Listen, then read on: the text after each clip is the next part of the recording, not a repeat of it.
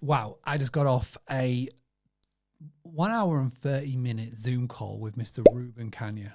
Ruben very kindly jumped into our community and he walked us through medium-term rental strategy for the insurance world.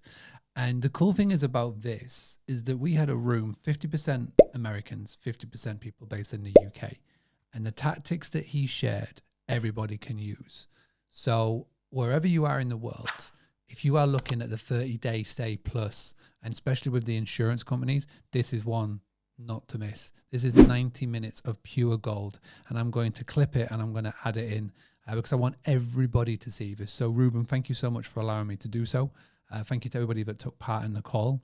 I know how much they got out of this, and I'm excited to see what your takeaways are. Please leave them in the comments, but most importantly, let's go and implement them, eh? Right, without further being said, let's flip over to the Zoom call with Mr. Ruben Kanya.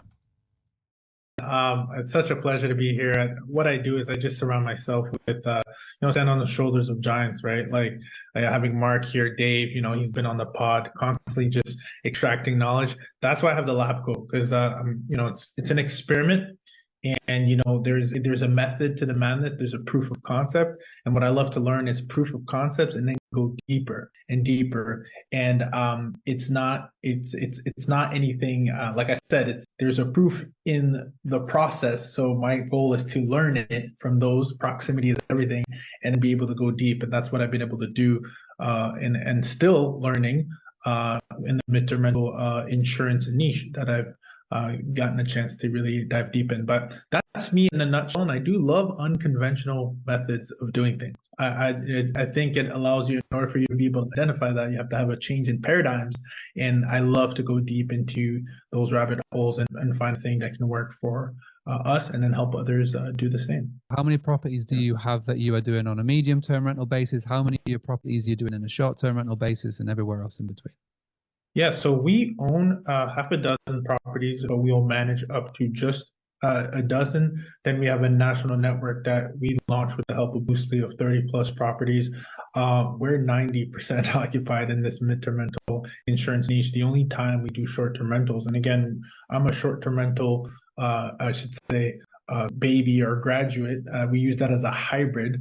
And now we just go all in and work directly with these insurance companies. And it's one thing to, like I say, to get one booking. I think if we've been in the space long enough, we've probably gotten an inquiry, but the goal is how do we continuously get them over and over and over again? And that's kind of the rabbit hole slash a method and framework that I get a chance to experiment in daily and get a chance to see others in my community win, as well as we've kind of taught the model with our network with a bigger purpose, of course, because there's strength in numbers, which I'm looking forward to talk about, especially for those of you guys who have more than one property or have a network or a management. Can you just sort of break down when the MTR strategy became popular in America and Canada, and just very quickly explain what it is? Because in the UK we have it the same, but we don't call it MTR.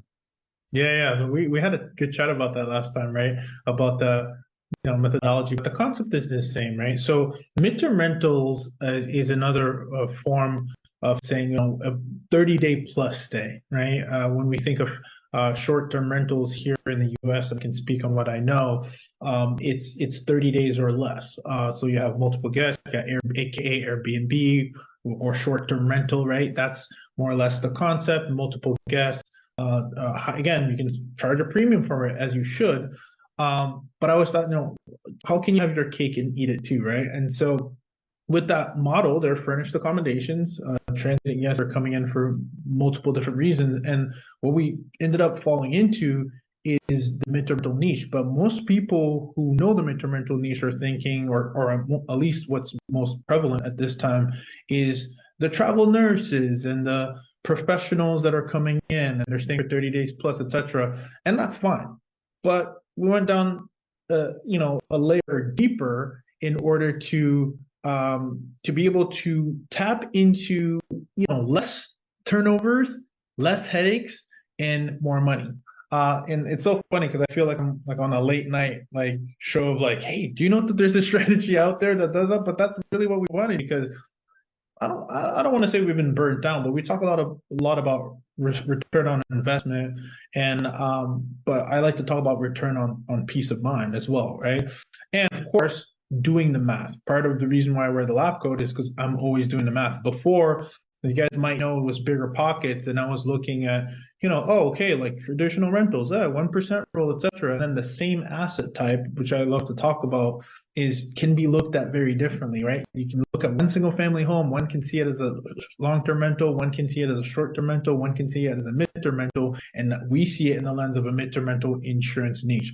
So to give some context, Mark, and for everyone here, is what is mid-term rental insurance exactly? So here in the US, and I'm sure very similar wherever you might be watching this from, is we have homeowners have what we call the primary residence, which is where you live. You have a home insurance that you pay. If you have a mortgage, it's baked in. So typically you're paying a premium either monthly or annually, and it's baked in. It's required because the the mortgage company that lent you the money wants to make sure that the home is insured should something happen. Now, when we talk about these instances that happen, they're not as extreme as you might think. We're not talking about floods, or it includes floods, it includes fires, it includes trees falling on a home, but it doesn't have to be actually that serious. It usually means if it is water damage. I usually had a gentleman that came and maybe had his washer kind of was unhooked properly, and it just created a bunch of damage on the floor. Need to rip out the floors, etc. So we're talking about those kind of things where when you're a home when you're a homeowner and you have an insurance policy, what happens is you now are eligible to tap into what we call loss of use or additional living expenses, or coverage D. So if you look at your home insurance policy, wherever you are, you might have this depending on if it's a primary residence or not, or an insurance. If it's a rental, you'll see it's loss of rent. So it's not the same thing. What you want to look at is the loss of use, because that's what we tap into. And these insurance companies are actually paying on behalf of the family to relocate them into a furnished accommodation. And the thing is, these insurance companies are like $1 trillion industry. They have the money. And for them, this is the biggest thing, is what is their alternative? They don't really have a less costly alternative than you. You're actually become a deal to them, because I always like to use the case study, right? And you probably heard me say this many times, is if there's a family of 5 with 2 dogs that need to relocate, the hotel is not ideal. They don't have a dining room, they don't have a kitchen, etc. They don't have a backyard where the dog can play.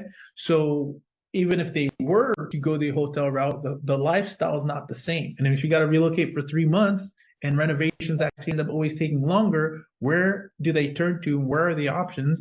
Well, there's not that many options, because most people are doing Airbnb, so the calendars are not available. But those who know and are aware of these databases and optimize their properties effectively are able to get these inquiries from these insurance companies that will then increase your profitability and occupancy, where you can get booked by a premium. So that is the niche that we've tackled in, and this is why we're geeking out about it. Having a blast, gonna get it on the Bruce Lee podcast. Bruce Lee like Bruce Lee, cause it's so hard and the T is loose leaf. Making up those rhymes, don't write it, just do it loosely.